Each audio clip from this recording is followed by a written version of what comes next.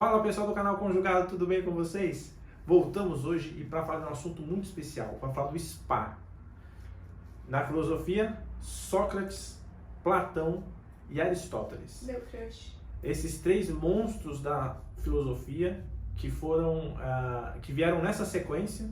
E vamos começar hoje, portanto, com Sócrates. Sócrates, todo mundo conhece pelo menos uma coisa do Sócrates. Jogou no Corinthians, também. Sabia. Sócrates viveu entre 369 a.C. e 299, viveu aproximadamente 70 anos. Ele é um filósofo que inaugura uma nova era na filosofia. Por quê?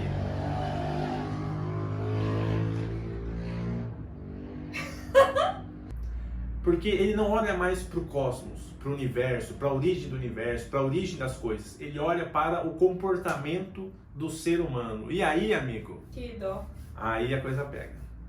Vamos começar então falando sobre essa frase famosa do Sócrates, que é o só sei que nada sei, que a gente não sabe exatamente se ela era assim, se não era, e nem se ele realmente falou isso ou não. Uma coisa interessante é que o Sócrates, ele não deixou nada escrito. Tudo que a gente sabe dele foi por causa dos três discípulos dele que escreveram, que são Platão, Aristófanes e Xenofonte.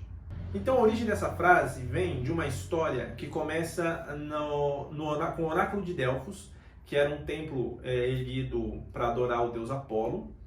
E essa oráculo, na verdade, era uma mulher, ela falou que Sócrates era o homem mais sábio que existia na Terra. Sócrates ficou muito surpreso com essa revelação e ele decidiu conversar com algumas pessoas que ele achava que podia ser mais sábios que ele, para descobrir realmente se ele era ou não essa figura mais sábia. E ele vai conversar com o político, ele vai conversar com o artesão, ele vai conversar com um poeta.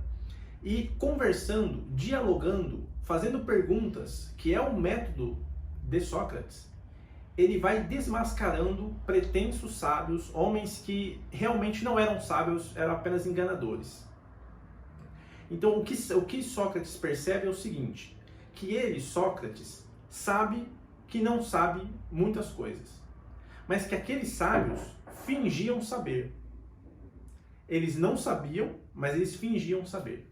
Na verdade, a ideia de que Sócrates é o mais sábio simplesmente por saber que não conhece tudo, né? É aí que mora a sabedoria dele. E o princípio do conhecimento, porque quando a gente não sabe, a gente dá o primeiro passo para aprender. Falando então do método socrático, nós vamos falar da maiêutica e da dialética.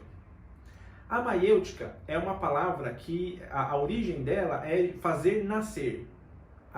Então, a mãe de Sócrates era parteira e trazia então crianças ao mundo, e Sócrates, na concepção dele, ajudava as pessoas a trazer ideias, verdades, conhecimento para o mundo. É como se as pessoas já tivessem essas ideias, esses conceitos dentro delas, mas não soubessem, por não organizar, não ter consciência. E Sócrates, com o método dele, ajudava as pessoas a organizarem e trazer essa luz para o mundo. Exatamente, através da dialética. A dialética que é pergunta, resposta e pergunta. Ou seja, então, por exemplo, se eu chegasse para Sócrates, imaginando um diálogo absurdamente absurdo historicamente, eu diria, Sócrates, eu tenho uma dúvida. Talvez ele dissesse, o que é uma dúvida? E eu vou falar, mas a dúvida é quando eu não sei alguma coisa. E ele vai me perguntar, o que é o saber? E por aí vai. Ele vai dialogando comigo, fazendo perguntas para mim, para eu entender realmente do que eu estou falando. Entender realmente o que eu quero. E a partir daí, nasce o conhecimento. A partir desse diálogo, nasce o conhecimento. É daí que vem esses termos dialética, pergunta-resposta, não é um diálogo aberto, e maiêutica, que é o nascimento desse conhecimento.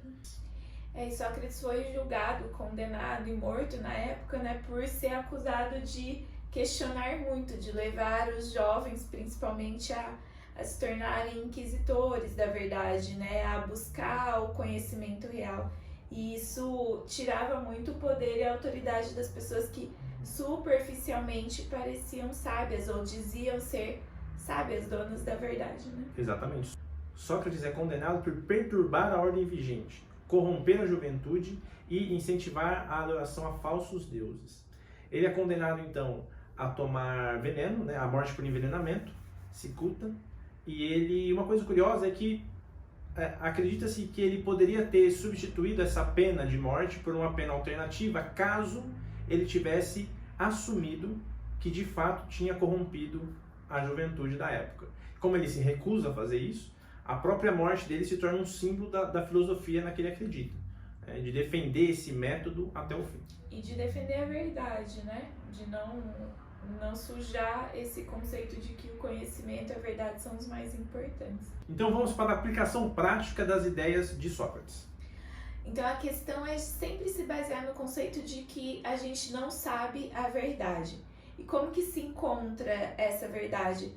Perguntando, questionando, avaliando, debatendo, buscando fatos, justificativas para construir essa realidade. Então, ao invés da gente se vestir de uma verdade pré-concebida, cheia de conceitos superficiais, a gente realmente tentar entender qual é a realidade baseada em fatos, né? Então, o que Sócrates deixa pra gente, que a gente pode aplicar no dia a dia, é isso. Que a busca pelo conhecimento é uma atitude ativa e que ela tem que partir de uma postura humilde. E que vale muito a pena. Sócrates reforça muito isso, que a busca do conhecimento é o que dá sentido para a nossa vida. E todo mundo pode alcançar, né? E todo mundo pode alcançar, exatamente. E é isso então, pessoal.